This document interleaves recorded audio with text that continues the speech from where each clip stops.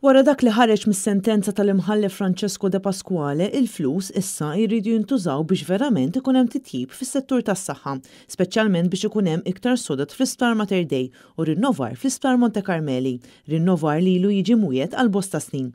Hekk saħqet il-Union tal-Infermiera u l-Qwiebel l-MUMN fl-reazzjoni tagħha wara li l-imħallef Francesco De Pasquale iddikjara null il-ftehim ma' Vitals u għalhekk it-tliet għandhom jingħataw lura lill-poplu Malti. L-MUMN qalet li l-investiment li kien li jsir permezz ta' dan id-deal li kien sar ma' Vitals fosthom fl-Isptar Ġenerali ta' Għawdex Kering Grek u l-Isptar Salluqa qatt ma seħħ. U għalhekk peress dan l-investiment qatt ma sar huwa ġust li dawn it-tliet jingħataw lura lill-Gvern.